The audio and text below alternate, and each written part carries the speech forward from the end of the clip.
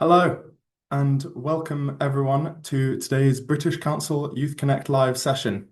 My name is Callum Gordon. I work for the British Council in the non-formal education team, which oversees Youth Connect and Youth Connect Live. And I'm speaking to you live from our London office. Youth Connect Live is a series of online live sessions for young people around the world to develop the skills they need to connect to themselves, their community, and the wider world. And while I'm talking in this webinar, the British Council team will be posting some practicalities about this session in the chat. So do keep an eye out for that. This Youth Connect live session will focus and continue to focus on purpose-driven leadership and is the second of two connected sessions focusing on this topic. Today's session follows on from the interview session last month. Thank you all for sending your questions through following the session.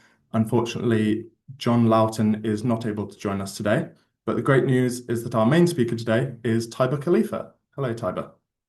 For those who weren't at the last session, Taiba is a Libyan law student, debate coach, and youth leader dedicated to driving legal reform and social change.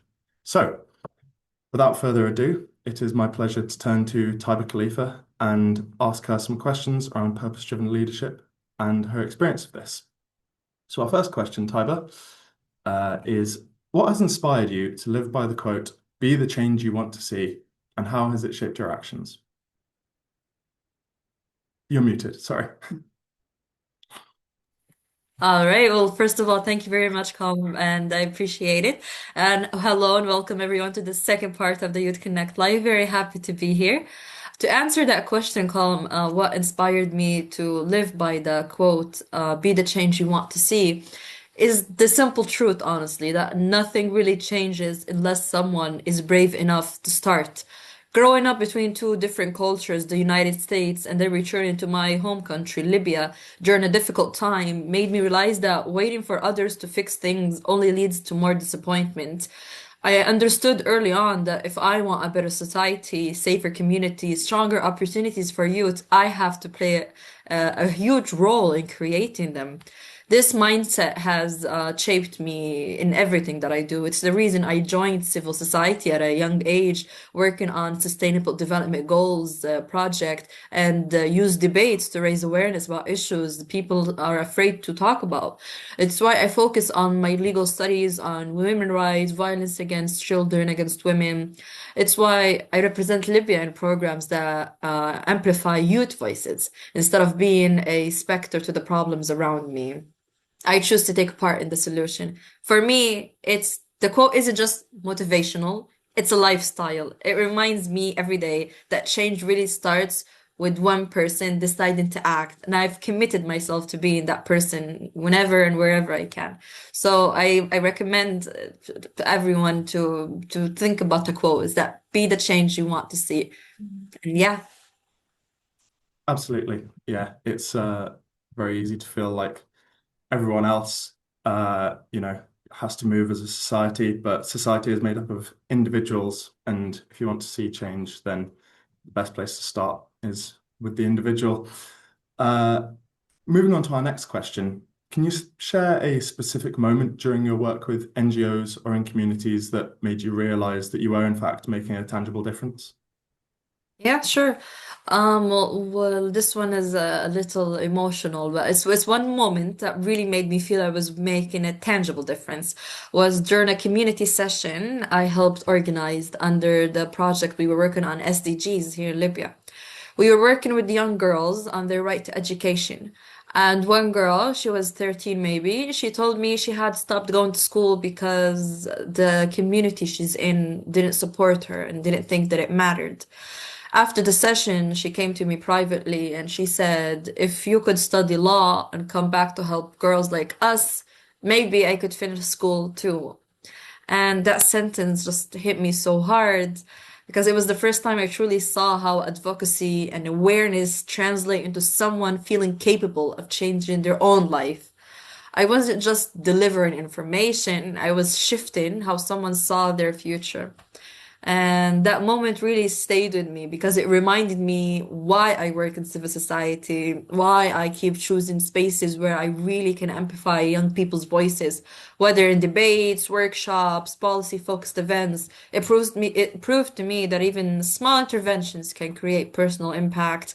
Even given the fact that stuff like that happens every single day when you're in such shifting communities, let's call it. It just makes you feel really, really great for being there. So that's like one that really stuck with me. Mm. Yeah, that's great to hear. Um, and yeah, that must be a good feeling, not just to know that you're making a wide impact, but for to have one person specifically come up to you and be an example of someone with whom you're making a tangible difference. As a debate coach, what do you believe are the most important skills that young people need to develop to create positive change in their communities? Well, as a debate coach, I believe that young people need five essential skills when it comes to create real, lasting change in their communities. The first skill would be critical thinking and the ability to question information, analyze issues from multiple angles, and not just accept things as they are. This is what turns a passive generation into a transformative one. So the first one would be critical thinking, and then the second one would be clear and confident communication. It's the whole idea of debates. Young people must learn how to express their ideas in a way that it's articulate, respectful, and persuasive. Change doesn't happen if your voice can't reach people. I feel like debate is one of the reasons, or one of the huge reasons that gives youth a voice to speak, especially when youth are seen as troublemakers or only like teenagers, if I much if I can put it that way. Debates makes them really confident to actually use their voice to make them heard. So clear and confident communication would be really important skill. The third one would be active listening, not listening to reply, but listening to understand. That's how you create dialogue. That's how you build bridges. And that's how you reduce conflict in divided communities. And no matter how much you think you know what active listening means, it's actually really critical skill. I've learned about it more, and even though I thought that I knew what active listening mean, but to my trip to the UK with the British Council, I learned more about it with an amazing coach, and it's really stuck with me that active listening is one of the most important skills in life, not even in debates only. The fourth one would be research and evidence-based reasoning. Opinion is easy. It's easy for us to have an opinion. It's easy for you to have an opinion. It's easy for anyone right now in this live stream to have an opinion. But proof is power. When youth learn to support arguments with facts, law, real world data, they become impossible to ignore. Their opinions are supported, which makes it easier for them to be heard. And the fifth one, sorry, would be courage and leadership. I think debate teaches them to stand up even when their voices shake. And that's really important thing. As a debate coach, it's always different to the people that I have in the first session, how their voices shake, how they might be not very comfortable. And then to the last session after a week or so, how confident they are, how their voice sounds better. It's really to challenge harmful norms, to speak for those who can't, and to lead discussions that others are afraid to start. So I think these five skills are really important: critical thinking, clear and confident communication, active listening, research and evidence-based reasoning, courage, and leadership. Yeah, that's very interesting. Thank you. Particularly active listening, I've been learning more about recently, and that really speaks to me as something that I think has become more important in recent years, because Mhm. it seems so obvious. Anyone can listen, but Yeah. I think that's so important. And not to put you on the spot, but of these five skills, which would you say are the most important or the most kind of underrated that you'd like to impress upon the audience the importance of? I think it's courage and leadership. I think courage is really important. A lot of us have opinions. A lot of us have changes we would like to make to our community, but are too scared and afraid to do so. It's always, where do I start? What's Mm, the first step that I should take? And people really like to even like search other people how they started. But I think what's really important is that you have the courage to start in your own way. Maybe then we learn from you how you actually started. Maybe then it's you become a person to tell a story how you started by yourself, how you took the first step. So I think you really need to have the courage to just take the stand and talk wherever you are, whether it's at school, it's at your organization, it's at a debate competition. Take have the courage inside of your heart because your heart is full of courage. You just need to use it. You just need to be confident enough and say, I have to use it. And then after that, I'll actually thank myself. So I feel like courage and leadership is really important. that's so true. And I don't know if you feel this way, but I think that courage and leadership and having that confidence is also important because it helps drive the other skills. If you feel like you are happy to take a stand, then you become more motivated when you see when you need it for kind of real world interactions. You become more motivated to pick up those other skills that you can use to create positive change in communities.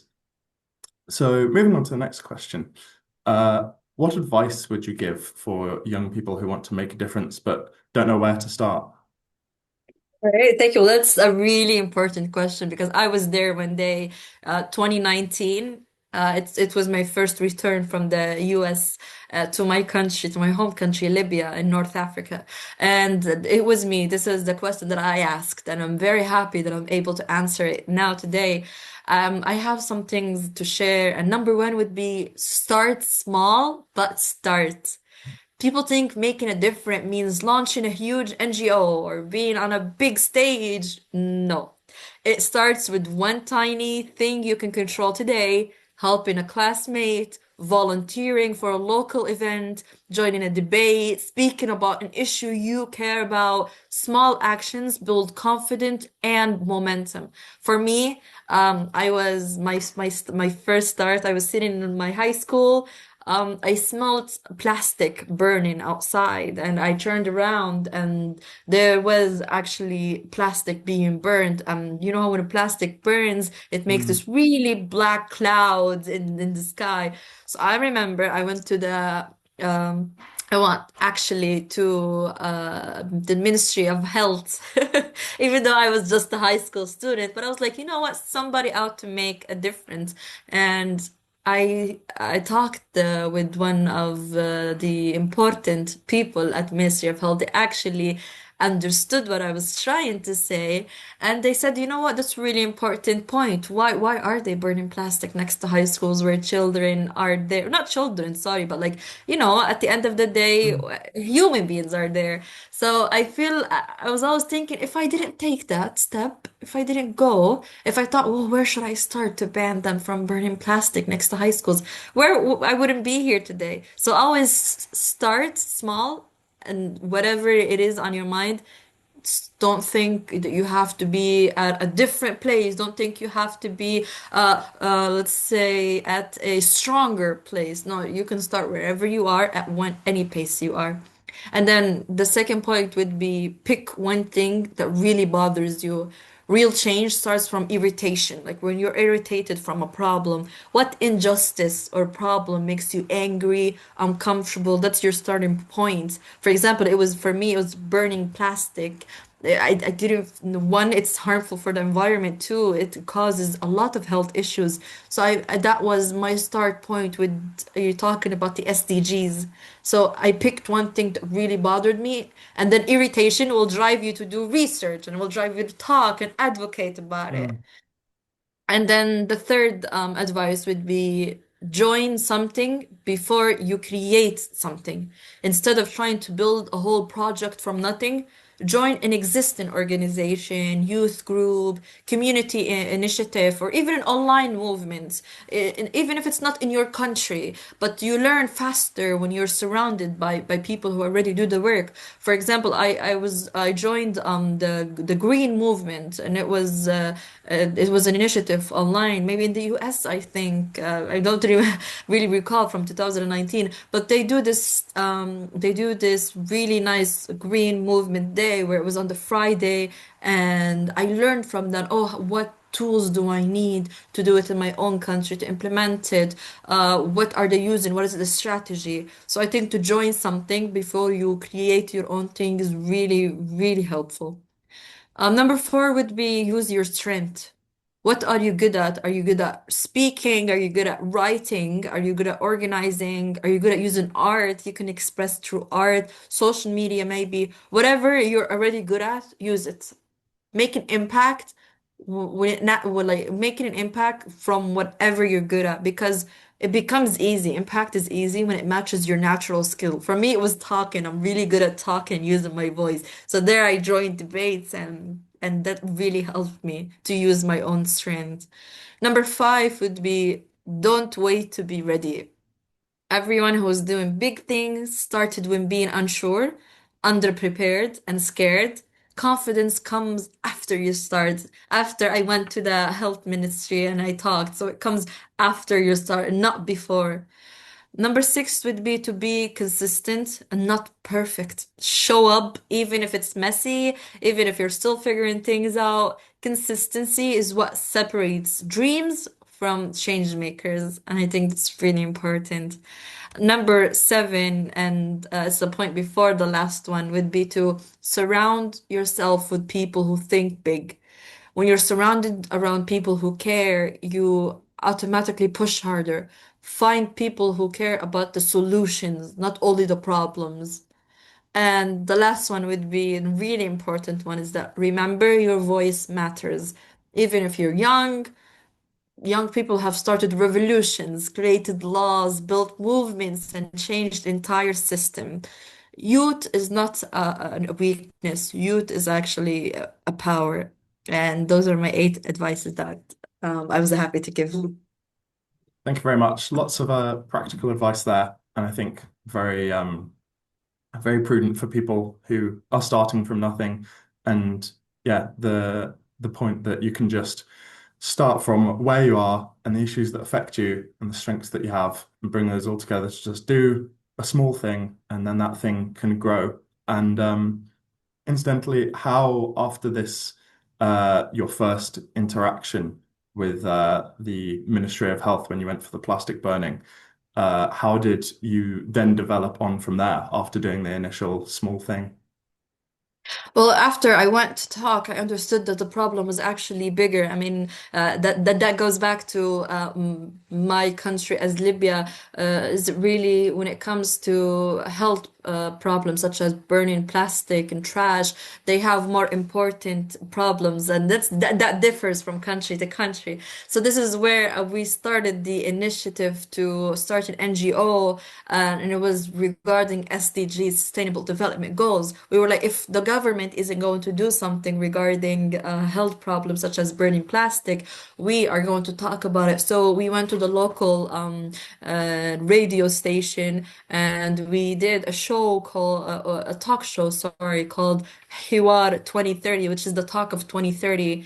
And we talked about each and every single goal of the SDGs. Why are they important? And then we went really deep and we talked about the problems happening. And I took my chance from there to talk about the health problems from Mm. burning plastic and whatnot. That's great. So you kind of started with what an issue that was prevalent to you, and then the opportunity was just there, and it's just following the natural path. Um, so looking ahead, what are your future goals from here and projects to continue leading purpose-driven positive change? Well, I think looking ahead, my goal is to continue shaping purpose-driven, sustainable change in Libya by combining, now since I'm a legal consultant, by combining my legal background, my experience in civil society, and my passion for youth empowerment. I plan to deepen my work on women rights and the protection of vulnerable groups through evidence-based advocacy, legal research, and community engagement. I also aim to launch projects that strengthen young people's role in policy dialogue. I think that's really important. Creating spaces where youth can actually contribute to national development, participate in decision making, and lead initiatives aligned with the Sustainable Development Goals. Additionally, I hope to expand my involvement in international programs, bringing global best practices back to Libya, building partnerships that support reforms in education, legal protection, and social justice. My long-term vision is to continue being a part of projects that make institutions more responsive, empower communities, and ensure that every voice, especially youth, is heard and is valued. That's fantastic. Um, And I think we're seeing at the moment all over the world the kind of young people's movements that do start over a single issue or a few issues and then become something more. And you can get more change from that and tackle more issues and hopefully bring about long-lasting positive change in societies. Uh, Another question. We're coming to the end now. Um, Is there anything else that you'd like to say on purpose-driven leadership? Well, the last thing if I may say, is that Yep. um, to whatever everyone or anyone heard me say today, to whatever feeling they might have felt right now of, oh, that whatever she said actually aligns with what I'm feeling, or I feel motivated, is to actually take that motivation and start with something, start doing something, and don't think about what you might fail. Don't think that you need to be in a better place. Don't think that you need greater advice. Actually, the advice is really within yourself. And one day you'll be the one giving the advice. You'll be in my shoes. You'll be the type that's speaking. You just really need you need to start as it is. And I feel like that's really important to emphasize, that start as you are and start from the feeling that's driving you to start right now. Because like once that feeling is there, that's what makes the difference. You just have to take on to that feeling. Mm. And age is no barrier, right? Like there could be people of all ages watching this. Of And course, age yeah. age is absolutely no barrier. I mean, youth, we're talking about youth here, so whatever you may be, age is not a barrier at all. And in it actually, age is what makes you stronger, because when you're at a young age, let's say, people might think, oh, you don't know what you're speaking about, but then you actually do research, you show up, you know what you're saying, so then you're showing that no, I actually know more about the problem because I care about it, and you're too busy thinking about something else. So I think age is not a barrier at all. Once you actually have everything that can support what you're about to say, nothing can stop you really. And it gives you a different perspective, right? When the a lot of the people in positions of power are older and you come in and, for instance, you know, issues affecting your school when there was burning plastic outside it, because you're a student at that school, there might be teachers there, but the people being affected by issues around the school or, policy around the school are the young ones. So it gives you a different perspective, doesn't it? It does give you a different perspective, because you think the older generation always thinks that there's more important subjects to talk about, more important problems that are going on. But I think the important thing is where the youth comes in, is that all the problems are important, no matter what, all the conflict that's going on deserves to be heard. So this is where actually we are very important in society, because you're thinking about different aspects. We care about many different aspects. So some care about health, some care about animal rights, some care about climate change. But this is where we collectively do to work together to make it a better society and to make a change. Lovely. Well, thank you very much, Taiba. Those were all very insightful answers. And thank you very much to everyone who has been watching and listening. I'd like to highlight the feedback form, which I believe has been in the chat for people to complete. If you have registered, then it will also be sent around after the session along with the recording. If you missed any part of it or you'd like to share the recording with anyone else, because there were a lot of good insights from Tiber that I'm sure you wouldn't want your friends to miss. And please look out for the next Youth Connect live sessions, which will be in the new year and will continue on the theme of leadership.